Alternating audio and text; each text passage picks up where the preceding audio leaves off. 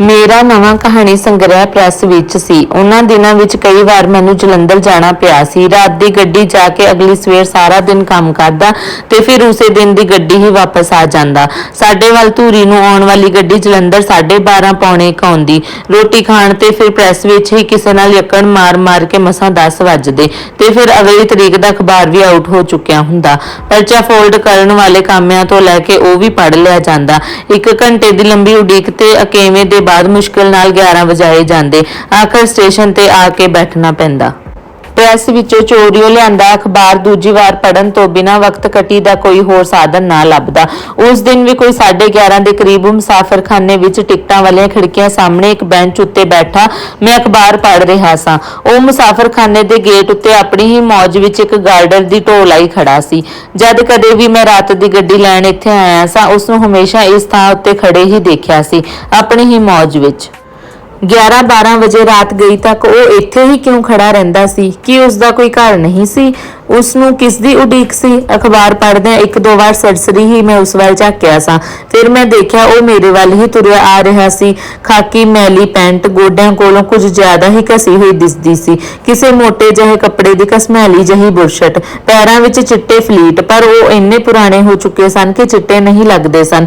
ਚੀਚੀਆਂ ਬਾਹਰ ਨਿਕਲੀਆਂ ਹੋਈਆਂ ਸਨ। ਮਾਵਾ ਦਿੱਤੀ ਪੱਗ ਲੱਗਦਾ ਸੀ ਕਈ ਹਫ਼ਤਿਆਂ ਤੋਂ ਪਾਣੀ ਲਾ ਕੇ ਬੰਨੀ ਹੋਵੇਗੀ। ਸੇਲੀਆਂ ਤੇ ਮੱਥੇ ਕੋਲੋਂ ਬਹੁਤ ਗੰਦੀ ਹੋ ਚੁੱਕੀ ਸੀ। ਉੱਥੇ ਵੀ ਥਾਂ ਦਾਗ ਸਨ। ਉਹ ਮੇਰੇ ਕੋਲ ਪਰ ਕੁਝ ਦੂਰੀ ਤੇ ਆ ਕੇ ਖਲੋ ਗਿਆ। ਮੇਰੇ ਵੱਲ ਨਹੀਂ ਦੂਜੇ ਪਾਸੇ ਦੂਰ ਬੈਠੇ ਲੋਕਾਂ ਵੱਲ ਤੱਕ ਰਿਹਾ। ਮੇਰਾ ਧਿਆਨ ਹੁਣ ਅਖਬਾਰ ਵੱਲ ਘੱਟ ਤੇ ਟਿਕਟਾਂ ਵਾਲੀ ਖਿੜਕੀ ਵੱਲ ਬਹੁਤਾ ਸੀ। ਮੈਨੂੰ ਪਤਾ ਸੀ ਮੇਰੇ ਵਾਲੀ ਖਿੜਕੀ 12 ਵਜੇ ਤੋਂ ਬਾਅਦ ਹੀ ਖੁੱਲਦੀ ਹੈ।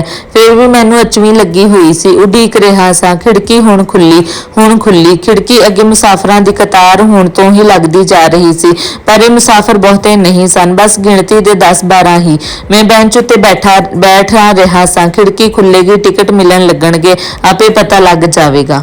ਉਹ ਮੇਰੇ ਵਾਲੇ ਬੈਂਚ ਉੱਤੇ ਮੇਰੇ ਕੋਲ ਹੀ ਬੈਠ ਗਿਆ, ਕਾਫੀ ਨਜ਼ਦੀਕ ਜਿਹਾ ਹੋ ਕੇ। ਮੈਨੂੰ ਉਸ ਵਿੱਚੋਂ ਮੁਸ਼ਕ ਆਇਆ। ਮੈਂ ਉਸ ਵੱਲ ਘਿਰਣਾ ਭਰੀਆਂ ਨਜ਼ਰਾਂ ਨਾਲ ਝਾਕਿਆ। ਉਹ ਗੌਰ ਨਾਲ ਮੇਰੀ ਅਖਬਾਰ ਵੱਲ ਝਾਕ ਰਿਹਾ ਸੀ। ਉਸ ਦੀ ਇੱਕ ਅੱਖ ਕਾਣੀ ਸੀ, ਦੂਜੀ ਅੱਖ ਦਾ ਆਂਡਾ ਜਰਦ ਜਿਹਾ ਸੀ। ਇਸ ਜਰਦ ਆਂਡੇ ਵਾਲੀ ਅੱਖ ਨਾਲ ਹੀ ਉਸ ਨੂੰ ਦਿਸਦਾ ਹੋਵੇਗਾ। ਕਾਣੀ ਅੱਖ ਤਾਂ ਬਸ ਨਾਉ ਨੂੰ ਹੀ ਅੱਖ ਲੱਗਦੀ ਸੀ, ਨਹੀਂ ਤਾਂ ਕੋਈ ਜਾਨ ਨਹੀਂ ਸੀ ਦਿਸਦੀ ਉਸ ਵਿੱਚ। ਉਸ ਦੀ ਕਰੜ ਬਰੜੀ ਦਾੜੀ ਤੇ ਮੁੱਛਾਂ ਬਹੁਤ ਛੋਟੀਆਂ ਸਨ। ਉਹ ਕੱਟੀਆਂ ਹੋਈਆਂ ਵੀ ਨਹੀਂ ਦਿਸਦੀਆਂ ਸਨ। ਇਉਂ ਲੱਗਦਾ ਸੀ ਜਿਵੇਂ ਘਸਦਿਆਂ ਹੀ ਏਡੀਆਂ ਕੁ ਰਹਿ ਗਈਆਂ ਹੋਣ। ਖੱਬੀ ਬਾਂਹ ਸਾਬਤ, ਜਿਸ ਵਿੱਚ ਲੋਹੇ ਦਾ ਕੜਾ, ਤੇ ਸੱਜੀ ਬਾਂਹ ਡੋਲੇ ਕੋਲੋਂ ਵੱਡੀ ਹੋਈ ਸੀ। ਉਸ ਦਾ ਟੁੰਡ ਮੱਝ ਦੀ ਟੁੱਟੀ ਪੂਛ ਵਾਂਗ ਹਿਲਦਾ ਬਹੁਤ ਬੁਰਾ ਲੱਗ ਰਿਹਾ ਸੀ। ਸੱਚੀ ਗੱਲ ਹੈ, ਮੈਨੂੰ ਤਾਂ ਉਸ ਆਦਮੀ ਦੇ ਮੇਰੇ ਬਹੁਤ ਨਜ਼ਦੀਕ ਆ ਕੇ ਬੈਠਣ ਤੇ ਗੁੱਸਾ ਆਇਆ। ਉਧਰ ਬੈਂਚ ਖਾਲੀ ਪਿਆ ਸੀ, ਉੱਥੇ ਜਾ ਬੈਠਦਾ। ਜੇ ਇਸੇ ਬੈਂਚ ਉੱਤੇ ਬੈਠਣਾ ਸੀ ਤਾਂ ਕਿਸੇ ਦੇ ਇੰਨਾ ਨਜ਼ਦੀਕ ਹੋ ਕੇ ਬੈਠਣ ਦਾ ਕੀ ਮਤਲਬ? ਕਿੰਨੇ ਗਵਾਰ ਹਨ ਇਹ ਲੋਕ। ਨਹਾਉਣਾ ਨਹੀਂ, ਧੋਣਾ ਨਹੀਂ, ਪਸ਼ੂਆਂ ਵਾਂਗ ਤੁਰੇ ਫਿਰਦੇ ਹਨ। ਤੇ ਫਿਰ ਦੇਖੋ ਅਖਬਾਰ ਵੱਲ ਕਿਵੇਂ ਝਾਕੀ ਜਾ ਰਿਹਾ ਹੈ, ਜਿਵੇਂ ਪੜ੍ਹਨਾ ਜਾਣਦਾ ਹੋਵੇ। ਭਲਿਆ ਮਾਨਸਾ, ਪੜ੍ਹਨਾ ਤਾਂ ਆਉਂਦਾ ਨਹੀਂ, ਅੱਖਰਾਂ ਵੱਲ ਝਾਕਣ ਦਾ ਕੀ ਲਾਭ? ਪੈਂਟ ਬੁਰਸ਼ਟ ਪਾ ਛੱਡੀ ਏ। ਪੱਗ ਦੇਖੋ ਕਿਵੇਂ ਘੋਟ ਬੰਨੀ ਹੈ। ਆਉਂਦਾ ਤਾਂ ਇਹਲੇ ਤੋਂ ਕੁੱਕੜ ਨਹੀਂ ਹੋਣਾ। ਵਿਚਕਾਰਲਾ ਸਫਾ ਤਾਂ ਦੇਣਾ ਜ਼ਰਾ ਭਾਈ ਸਾਹਿਬ, ਕਹਿ ਕੇ ਉਸਨੇ ਮੇਰੇ ਫਜ਼ੂਲ ਵਿਚਾਰਾਂ ਦੀ ਲੜੀ ਤੋੜ ਦਿੱਤੀ ਹੈ। ਇਹ ਤਾਂ ਪੜ੍ਹਨਾ ਜਾਣਦਾ ਹੈ। ਸੁਰਖੀਆਂ ਦੇਖ ਕੇ ਉਹ ਖਬਰਾਂ ਨੂੰ ਡਿਟੇਲ ਵਿੱਚ ਪੜ੍ਹਨ ਲੱਗਿਆ। ਮੋਗੇ ਵਿੱਚ ਸਟੂਡੈਂਟਾਂ ਤੇ ਚੱਲੀ ਗੋਲੀ ਦੀ ਅਸਲੀਅਤ ਅਖਬਾਰਾਂ ਵਾਲੇ ਘੱਟ ਹੀ ਪੇਸ਼ ਕਰਦੇ ਹਨ। ਉਸਨੇ ਆਪਣੇ ਸਹਿਜ ਸੁਭਾਅ ਹੀ ਆਖਿਆ, ਜਿਵੇਂ ਆਪਣੇ ਆਪ ਨੂੰ ਹੀ ਕਿਹਾ ਹੋਵੇ, ਪਰ ਮੈਨੂੰ ਵੀ ਹੁੰਗਾਰਾ ਭਰਨਾ ਬਣਦਾ ਸੀ। ਕੁਝ ਕਹਿ ਨਹੀਂ ਸਕਦੇ, ਮੈਂ ਸਿਰਫ ਇੰਨਾ ਹੀ ਕਹਿ ਸਕਿਆ। ਜਦ ਉਹ ਬੋਲਿਆ ਸੀ ਮੈਨੂੰ ਉਸਦੇ ਦੰਦ ਬਹੁਤ ਮੈਲੇ ਦਿਸੇ ਸਨ, ਪੀਲੇ ਜਿਵੇਂ ਮੱਕੀ ਦਾ ਆਟਾ ਜੰਮਿਆ ਹੋਇਆ ਹੋਵੇ। ਅਨੁਮਾਨ ਸੀ ਦਾਤਨ ਜਾਂ ਬੁਰਸ਼ ਜੰਮ ਕੇ ਵੀ ਨਹੀਂ ਕੀਤਾ ਹੋਵੇਗਾ, ਪਰ ਇਸ ਵਾਰ ਮੈਂ ਇਸ ਗੱਲ ਨੂੰ ਜ਼ਿਆਦਾ ਮਹਿਸੂਸ ਨਹੀਂ ਕੀਤਾ। ਮੈਨੂੰ ਉਹ ਮਨੁੱਖ ਵਿੱਚ ਕੁਝ ਦਿਲਚਸਪੀ ਹੋ ਗਈ। ਪੜਿਆ ਹੋਇਆ ਵੀ ਹੈ ਤੇ ਸਿਆਸਤ ਨੂੰ ਵੀ ਥੋੜਾ ਮੂੰਹ ਮਾਰਦਾ ਲੱਗਦਾ ਹੈ। ਦੇਖਣ ਵਿੱਚ ਤਾਂ ਬੜਾ ਖਸਤਾ ਜਿਹਾ ਬੰਦਾ ਹੈ। ਅਖਬਾਰ ਦਾ ਆਪਣੇ ਵਾਲਾ ਹਿੱਸਾ ਵੀ ਉਹਨੂੰ ਫੜਾ ਕੇ ਮੈਂ ਟਿਕਟ ਲੈਣ ਚੱਲਿਆ ਗਿਆ। 10 ਕੁ ਮਿੰਟਾਂ ਬਾਅਦ ਵਾਪਸ ਆਇਆ। ਉਹ ਅਖਬਾਰ ਦੇ ਪਹਿਲੇ ਸਫ਼ੇ ਦੀਆਂ ਖਬਰਾਂ ਬਹੁਤ ਧਿਆਨ ਨਾਲ ਪੜ੍ਹ ਰਿਹਾ ਸੀ।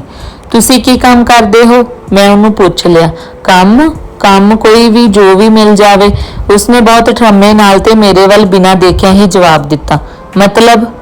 ਮਤਲਬ ਮਜ਼ਦੂਰੀ, ਕਿਤੇ ਜਾ ਕੇ, ਕਿਸੇ ਵੀ ਕਿਸਮ ਦੀ। ਕਿੰਨਾ ਕੁ ਕਮਾ ਲੈਂਦੇ ਹੋ? ਕਮਾਈ? ਉਹ ਹੱਸਿਆ। ਹਾਂ, ਕੁਝ ਤਾਂ ਕਮਾਉਂਦੇ ਹੀ ਹੋਵੋਗੇ। ਬਸ ਰੋਟੀ ਚਾਹ, ਹੋਰ ਕੀ। मैं उस तो पुछया नहीं कि वो एक हाथ नाल ही केड़ा काम किन्ना कु कर लैंदा होवेगा। सिर्फ इन्ना ही पुछ सकिया गल नूं जारी रखण लई। जलंधर दे ही रहण वाले हो? हुण तां जलंधर दे ही समझो। मतलब? मेरा मतलब इस तो पहला कित्थे रहिंदे सी? बहुत जगह रह चुके हैं जनाब, बस हुण तां इत्थे ही समझो। उसने गल नूं गोल मोल कर दिता। जिस बेंच उत्ते मैं बैठा सा उत्थे ही मेरे वाली गड्डी दे आउण दा पता लग जाना सी ते मैं गड्डी दे प्लेटफार्म उत्ते जाके खलोंदियां खलोंदियां पुल पार करके उत्थे जा पहुंचना सी। सो मैं उत्थे ही बैठा रहा। वो अजे भी बहुत ध्यान नाल खबरां पढ़ी जा रहा सी। मैं सोच रहा सा अखबार मैनू ये आप ही फड़ा देवे तद ही मैं इत्थों उठांगा। बहुत झिझक तो बाद अखीर मैं उस तो पुछ लिया, ये तुहाडी बांह किस तरह कट्टी गई सी? बस जी जोश सी उदों। मैं हुंगारा भरिया। वो चुप हो गया। कादा जोश? मैं पुछया। आजादी मिलन तो पहला कट्टी गई सी? नहीं, फसाद तां मगरों होए ने। होर फिर? उसने अखबार पढ़ना छड्ड के दसना शुरू किया। 46 विच असीं लाहौर बंब बनाया करते सी। नौजवानों का एक ग्रुप सी। सारे हिंदुस्तान विच ही इस तरह के साथी सन। पंजाबी विच भी सी। साडी स्कीम सी। अंग्रेज़ां गल्लां बातां नाल तां निकलदे नहीं। कुछ अंग्रेज जे मार दिते जाण तां दहशत फैल जावे, फिर छड्ड जाणगे ਇਹ। ਅਸੀਂ 3 जाने सां। संघनी आबादी वाले एक मुहल्ले विच एक चुबारा लैके असीं ਇਹ काम करिया करदे। होर नौजवान कई थाई यही काम करदे। साडा काम बंबां नूं तैयार करना ही सी। उन्हां नूं चलाउण मतलब एक्शन करने वाले होर साथी सन। एक दिन सवेरे सवेरे ही असीं अपने काम विच बहुत ज्यादा रुझे हुए सां। अटैची केसां विच कमाद दी पत्ती ते रूं पा पा के 6-6 बंब पैक कर रहे सां। नाल दी नाल बंबां नूं भरी भी जा रहे सां। एकदम छापा पै गया। हत्थां पैरां दी पै गई सानूं तां। कमरे दीआं खिड़कियां ते दरवाजा अंदरों बंद सन। असीं बाहर निकलण दा राह लभ रहे सां। नाल दी नाल चाहुंदे सां अटैची केसां नूं भी किधरे छुपा दिता जावे। इस हफड़ा दफड़ी विच एक बंब चल गया। मेरे नाल दे दोवें साथी तां सखत जख्मी हो गए ते उत्थे मेरे सामने ही दम तोड़ गए। चुबारे विच धुआं रोल हो गया। ना तां मैनूं कुछ दिसदा सी ते ना सुझदा। मेरी इस बांह दा हथ बिल्कुल उड़ गया। मूँह उत्ते भी बारूद वार कर गया। इस अख उत्ते बहुत असर होया। उसने अपनी काणी अख नूं खब्बे हथ दे पोटिਆਂ नाल छोहिया। बांह इत्थों तक उड़ गई सी। नहीं, हथ ही उड्डिया सी। बाद विच होर मास गल जाण करके बांह इत्थों कटवाउणी पई सी। पुलिस ने गिरफ्तार कर लिया सी? गिरफ्तार नहीं सी मैं होया। चुबारे दे फर्श विच एक मोगा सी चौड़ा सारा। थल्ले वाले कमरे विच रोशनी पहुंचाउण करके मालक मकान ने ही ये रखवाया होया सी। पुराना मकान सी, पुराने ढंग दा। मोगे विच लोहे दीआं 2 सीखां लाईआं होईआं सन तां कि उत्तों कोई चीज़ जां कोई बच्चा कदे थल्ले ना डिग पवे। धुएं दा गुबार कुछ घटण बाद दोवें साथी मरे पए देख के ते बाहरों पुलिस दीआं दब्बवियां आवाज़ां सुण के मैनूं तरकीब सुझी, क्यों ना मोगे विच दी थल्ले वाले कमरे विच लुक जावां। लोहे दा वड्डा मामदस्ता उत्थे पिया सी। मोगे दीआं सीखां जर खादियां सन। एक हत्थ नाल मामदस्ता उतां उलार के ते बहुत जोर नाल मैं उसनूं मोगे विच दी मारिया। दोवें सीखां विंगियां होके मोगे विचों दी निकल गईआं ते मामदस्ते समेत सब कुछ थल्ले कमरे विच जा डिग्गिया। मकान वाले घबरा के बाहर दौड़ गए। मोगे विच दी मैं लत्तां लमका दित्तियां ते फिर बाहां उतां चुक के मोगे दीआं इट्टां नाल घर कसर बहुत मुश्किल नाल अपने आप नूं थल्ले कमरे विच सुੱਟ लिया। डिगदिआं ही बेहोश हो गया। 2 मिंटां बाद होश आई तां मैं उठिया ते कमरे विच ही कंध विच बणे एक दबके विच अपने आप नूं छुपा लिया। पग ला के दूजे हत्थ ते मूंह दी मदद नाल जख्मी बांह नूं घुੱਟ के बन्न लिया। लहू बंद हो गया सी। पीड़ तां हो ही नहीं रही सी। दोवें साथियां दीआं लाशां नूं पुलिस कदों लैके गई ते होर की होया मैनूं कोई पता नहीं सी। उस दी गल विचकार ही छड्ड के मैं टिकट कलैक्टर कोल गया ते अपनी गड्डी दे आउण बारे पुछया। उसने दस्सिया गड्डी तां आधा घंटा लेट है। वापस आके देखिया वो फिर अखबार पढ़ रहा सी। मैं हूँ आख्या। इसका मतलब सी वो गां सुनाई। बस जी जान बच गई। थल्ले वाले कमरे विच तां पुलिस आई ही नहीं सी। मकान वाले भी पता नहीं कित्थे सन। सारा दिन उवें जिवें अध मरिया जिहा मैं उस दबके विच पिया रहा। हनेरा जिहा होए ते कुछ कनेड़े जां पता नहीं किवें मैनूं कोई पता नहीं सी।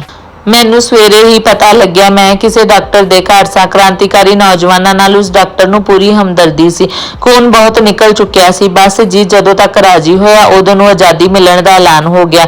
हुण तां किसी नूं याद भी नहीं कि मैं भी देश दी आज़ादी विच कोई हिस्सा पाया सी। लै तैं जान ही गवा लैनी सी। मेरी जान नहीं गई तां मेरे सामने लाहौर विच ही मेरे वर्गे किन्ने ही नौजवानों ने जानां गवाईआं। उन्हां दा हुण किते जिक्र नहीं। चरखियां ते वरतां नाल आज़ादी नहीं आई सी। तू हुण सरकार नूं कह तैनूं पेंशन देण। मैं उसनूं सुझाव दिता। पेंशन तां उन्हां नूं मिलदी है जिन्हां ने 6 महीनों तो वध कैद कट्टी होवे। मैं तां एक दिन भी जेल नहीं गया सां। ਆਪਣਾ ਕੇਸ ਦੱਸੋ ਤਾਂ ਕੁਝ ਨਾ ਕੁਝ ਤਾਂ ਕਰ ਹੀ ਦੇਣਗੇ। ਮੈਂ ਜ਼ੋਰ ਦਿੱਤਾ, ਛੱਡੋ ਜੀ ਪੈਨਸ਼ਨ ਨੂੰ, ਪੈਨਸ਼ਨ ਕੀ ਕਰਨੀ ਹੈ ਤੇ ਨਾਲ ਕੁਝ ਲੋਕਾਂ ਨੂੰ ਪੈਨਸ਼ਨ ਦੇਣ ਨਾਲ ਕੀ ਬਣਦਾ ਹੈ। ਇਸ ਸਰਕਾਰ ਦੀ ਪੁਰਸਕਾਰ ਨੀਤੀ ਇੱਕ ਤਿੱਖੀ ਚਾਲ ਤਾਂ ਹੈ, ਲੁੱਟ ਖਸੁੱਟ ਤਾਂ ਉਵੇਂ ਜਿਵੇਂ ਹੈ। ਮਹਿੰਗਾਈ ਦੇਖੋ, ਅਫਸਰ ਕਰਪਟ ਨੇ, ਵਜ਼ੀਰ ਆਪ ਕਰਾਉਂਦੇ ਨੇ ਕਰਪਸ਼ਨ। ਆਮ ਆਦਮੀ ਦਰੜਿਆ ਜਾ ਰਿਹਾ ਹੈ, ਭੱਠਾ ਬੈਠਾ ਪਿਆ ਹੈ ਸਾਰੇ ਮੁਲਕ ਦਾ। ਪੈਨਸ਼ਨ ਤਾਂ ਦੇਸ਼ ਨਾਲ ਗੱਦਾਰੀ ਹੈ, ਕਰੋੜਾਂ ਲੋਕਾਂ ਦੀਆਂ ਮਜਬੂਰੀਆਂ ਉੱਤੇ ਇੱਕ ਵੱਡਾ ਮਜ਼ਾਕ। ਦੇਸ਼ ਤਾਂ ਉਹ ਭਾਵੁਕ ਹੋ ਗਿਆ ਸੀ। ਗੱਲ ਤਾਂ ਠੀਕ ਹੈ, ਪਰ ਬਣੇ ਕੀ? ਮੈਂ ਵੀ ਚਿੰਤਾ ਪ੍ਰਗਟ ਕੀਤੀ, ਪਰ ਬੈਂਚ ਤੋਂ ਉੱਠਣ ਦੀ ਵੀ ਕਾਹਲ ਦਿਖਾਈ ਦਿੱਤੀ। 26-27 ਸਾਲ ਹੋ ਗਏ, ਹੁਣ ਤਾਂ ਲੋਕਾਂ ਨੂੰ ਕੋਈ ਹੱਲ ਸੋਚਣਾ ਹੀ ਪਵੇਗਾ। ਕੀ ਹੱਲ? ਉੱਠਦੇ ਉੱਠਦੇ ਮੈਂ ਪੁੱਛਿਆ। ਇੱਕ ਸੰਗਰਾਮ ਹੋਰ। ਮੇਰੇ ਵੱਲ ਅਖਬਾਰ ਵਧਾਉਂਦਿਆਂ ਉਸਨੇ ਆਪਣੀ ਗੱਲ ਜਾਰੀ ਰੱਖੀ ਹੋਈ ਸੀ। ਮੈਂ ਉਸ ਨਾਲ ਹੱਥ ਮਿਲਾਇਆ। ਮੇਰੀ ਗੱਡੀ ਆ ਗਈ ਸੀ।